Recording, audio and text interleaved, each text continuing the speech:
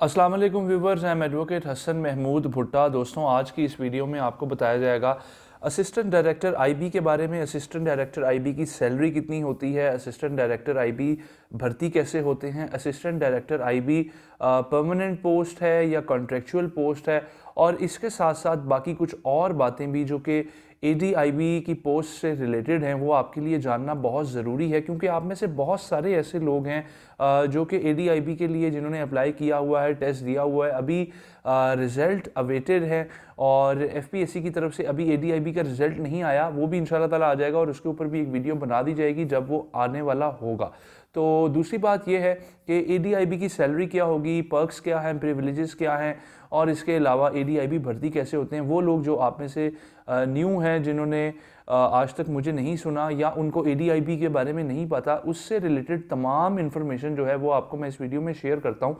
सबसे पहली चीज़ ये है कि एडीआईबी, जिसको हम असिस्टेंट डायरेक्टर इंटेलिजेंस ब्यूरो भी कहते हैं, ये एक परमानेंट पोस्ट है। फेडरल पब्लिक सर्विस कमीशन इसका टेस्ट कंडक्ट करवाती है, इसका पेपर कंडक्ट होता है। पेपर कैसे कंडक्ट होता है ये भी मैं इंशाल्लाह आगे वीडियो में बताऊंगा। इसके बाद जी इसमें जो एज लिमिट है वो 21 से 30 साल तक के लोग जो हैं वो अप्लाई कर सकते हैं, और एफपीएससी के मतलब कि एफपीएससी अगर चाहे तो इसमें एज रिलैक्सेशन भी दे सकती है, नहीं तो 21 से 30 साल तक के जो लोग हैं उनको बेसिकली इसमें अप्लाई करने के लिए परमिशन होती है, वो अप्लाई कर सकते हैं। और गवर्नमेंट ऑफ पाकिस्तान जो है, फेडरल पब्लिक सर्विस कमीशन, इसका पेपर लेती है। और पोस्टिंग जो है वो एनीवेयर इन पाकिस्तान लिखा होता है जी एडवर्टाइजमेंट के अंदर भी, कि इसका मतलब है कि पोस्टिंग आपकी क्वेटा में भी हो सकती है, लाहौर में भी हो सकती है, और डीजी खान में भी हो सकती है। इट डिपेंड्स के आईबी का इदारा कहाँ पे है और वो आपसे क्या काम लेना चाह रहे हैं, आपकी क्या कैपेसिटीज़ हैं, आपकी क्या कैपेबिलिटीज़ हैं, उससे रिलेटेड, उससे मुतल्लिक और आपको देखते हुए ही आपको जो कोई भी असाइनमेंट है वो दी जाती है। अच्छा जी, आपकी जो इनिशियल क्वालिफिकेशन है वो आपको एमए एमएससी चाहिए होती है जी। 16 ईयर्स ऑफ एजुकेशन चाहिए होता है इन एनी डिसिप्लिन, मतलब कि कोई भी डिसिप्लिन हो आपका, आपने इंग्लिश पढ़ा है, उर्दू पढ़ा है, पंजाबी पढ़ा है, या आपने एमबीए किया हुआ है, कोई भी आपने डिग्री ली है, लेकिन आपकी डिग्री आपने 16 साल कंप्लीट किए हों, 16 साल की आपकी अगर एजुकेशन कंप्लीट है तो आप एडीआईबी का टेस्ट दे सकते हैं। यहाँ तक बात क्लियर हो गई। अच्छा, दूसरी चीज़ ये है कि फेडरल पब्लिक सर्विस कमीशन पहले इसका स्क्रीनिंग टेस्ट लेती है।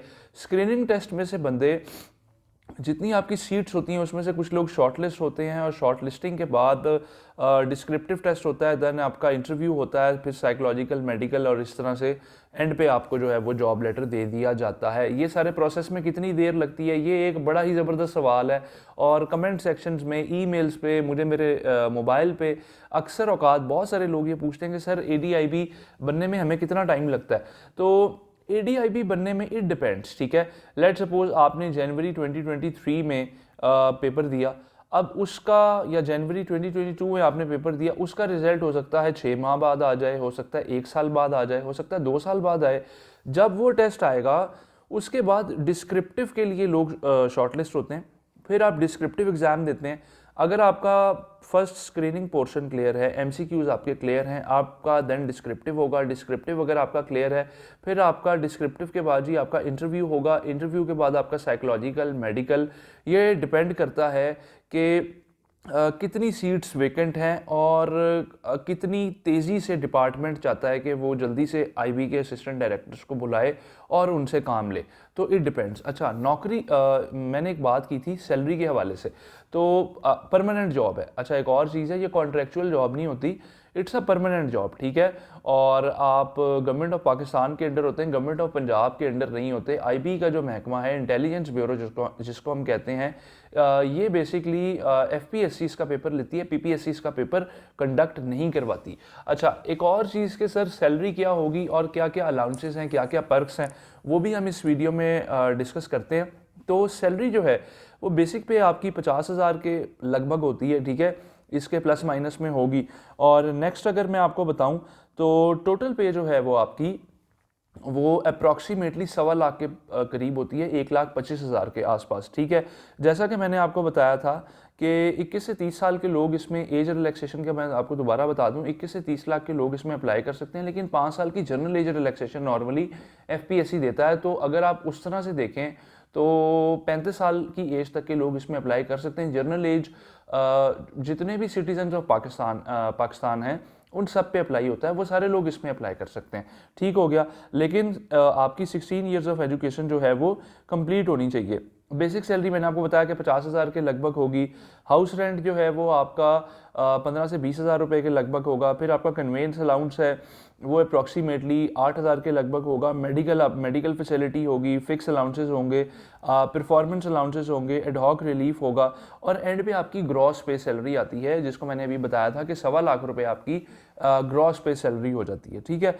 और ग्रॉस का मतलब है कि सारे बेनिफिट्स वगैरह मिला के, सारी चीज़ें मिला के आपको सैलरी जो है वो कितनी दी जाती है, आपके बैंक में, आपके अकाउंट में कितनी सैलरी क्रेडिट होती है। एक तो ये चीज़ हो गई। अच्छा, दूसरी इसमें मैं आपको एक और बात बताता चलूँ, वो ये है कि आप में से बहुत सारे लोग ये पूछते हैं कि सर हमें ये बताएं कि ADIB लगने के बाद क्या हमें गाड़ी मिलेगी, क्या हमें घर मिलेगा। तो इट डिपेंड्स कि आपकी पोस्टिंग कहाँ पे है और जिस एरिया में आपकी पोस्टिंग हो रही है, अगर तो इंटेलिजेंस ब्यूरो के महकमे के पास वहाँ पे कोई खाली घर होगा या खाली क्वार्टर होगा या फ्लैट होगा जो असिस्टेंट डायरेक्टर को दिया जा सकता है, इस काबिल है वो, तो वो आपको उसमें ट्रांसफ़र कर देंगे। ठीक है।